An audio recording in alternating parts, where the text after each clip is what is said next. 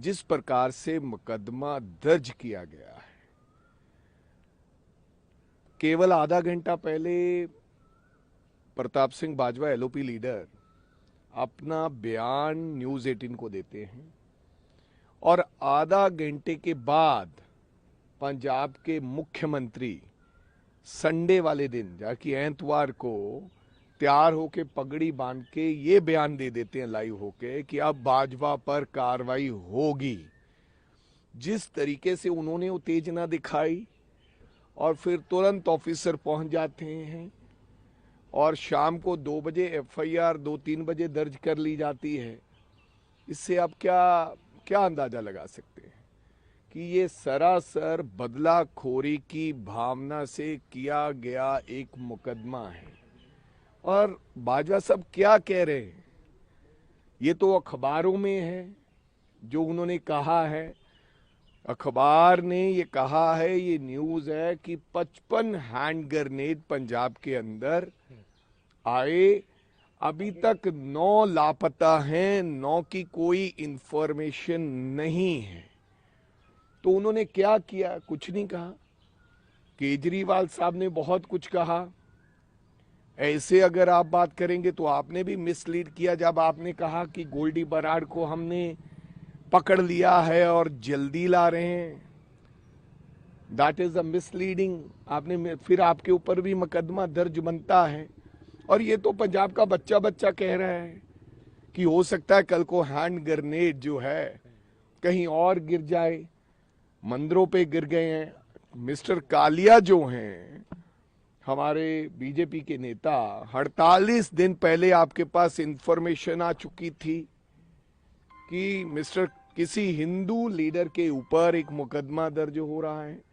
आप बार बार कह रहे हैं कि मेरी इंटेलिजेंस के पास कोई खबर नहीं है, मेरी सीआईडी के पास खबर नहीं है, क्योंकि आपकी जो सीआईडी और इंटेलिजेंस है वो तो केवल और केवल विरोधियों के घर में क्या हो रहा है, विरोधियों की मीटिंग्स में क्या हो रहा है। अभी 3-4 लड़के यहां घूम रहे होंगे, मेरे पीछे लगाए होंगे उनके फोन टेप करने। आपने तो पूरे पंजाब की इंटेलिजेंस और सीआईडी को किसानों और ऑपोजिशन विरोधियों के घर पे लगा दिया। आपके पास इंफॉर्मेशन कैसे आएगी?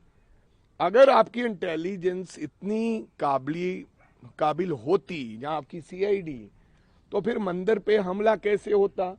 फिर को आपको पता लग जाना चाहिए था कि बाबा साहब अंबेडकर की मूर्ति पे आज खालिस्तान लिखा जा रहा है। आपको दिल्ली की इंटेलिजेंस ने बता भी दिया, इसके बावजूद भी आपसे कुछ नहीं हुआ। आपके पास इनपुट थी सिद्धू मूसेवाले के मर्डर की कि उसके ऊपर कभी ना कभी एम्बुश लग सकता है, आपकी फाइलें बता रही है और दिल्ली ने आपको अवगत कराया था। इसके बावजूद भी सिद्धू मूसेवाले की सिक्योरिटी हटा के आपने उनको मरने के लिए छोड़ दिया। तो मेरा कहने का जो सारा मैं बात कहनी चाहता हूं, मौका ढूंढ रहे थे भगवंत मान किसी ना किसी तरीके से, जायज और नाजायज। जो बग्गा पे मुकदमा किया था, बेशक वो बीजेपी से, जो अलका लांबा पे हुआ था वो कुमार विश्वास पे हुआ था। ये सारे जो मुकदमे दर्ज किए, ये अपने आप को खुश करने के लिए और बदलाखोरी की भावना से। और ऐसे ये 2-4 मुकदमे नहीं है, ऐसे हजारों मुकदमे जो विरोधियों के ऊपर इन्होंने किए वो आपके सामने। लेकिन आज जिस तरह से कांग्रेस जो है प्रताप सिंह बाजवा के पीछे बहुत स्ट्रांगली खड़ी है और आज आप लोग मीटिंग भी कर रहे हैं, उसके बाद प्रोटेस्ट की बात है, क्या बाजवा साहब के साथ आप लोग 7 फेज मोहालीपुर थाने भी जाएंगे? देखो, बात ये है कि फंडामेंटल राइट है हमारा कोर्ट में जाना, कि हमारे पास विकल्प क्या बनता है। कल को लोग कहेंगे कि आप कोर्ट में जाना चाहिए था। हमने सबसे पहले कोर्ट में भी, बाजवा साहब ने आज एप्लीकेशन मूव किया हाई कोर्ट में। उसके बाद तुरंत 11 बजे हमारी सब सीनियर लीडर्स की मीटिंग हो रही है कांग्रेस कार्यालय में। कांग्रेस के कार्यालय में मीटिंग करने के बाद हम फिर प्रेस कॉन्फ्रेंस करेंगे और प्रेस करने के बाद अगली रणनीति तय होगी कि पुलिस स्टेशन कब जाना है, कब नहीं जाना है, क्यों जाना है।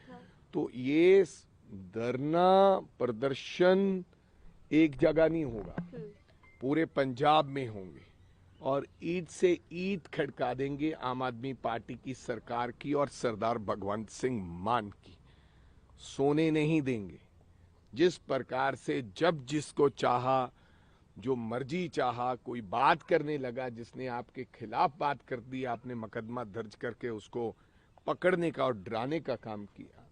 हमारे लीडर कहते हैं डरो मत, राहुल गांधी कहते हैं हम लड़ाई लड़ेंगे और बताएंगे फिर कैसे क्या होता। और मैं ऑफिसरों को चेतावनी देना चाहता हूं इस बात के ऊपर, चेतावनी मान लीजिए, सलाह मान लीजिए कि जिस प्रकार से आप पपेट की तरह काम कर रहे हो आईपीएस अधिकारी, ये ठीक नहीं है।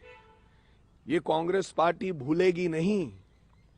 और बड़े बड़े जो लीडर हैं, अब सीएलपी लीडर हमारे, जिनको आई थिंक 69 साल के हो गए हैं, 68 69, पूरा जीवन लगा दिया राजनीति में, और जिस प्रकार से आप उनकी तौहीन करना चाहते हो, आदरणीय डीजीपी साहेब और आदरणीय पंजाब पुलिस के आला ऑफिसर और जो भगवंत मान जी के इशारे पे काम कर रहे हैं, ये जायज नहीं है।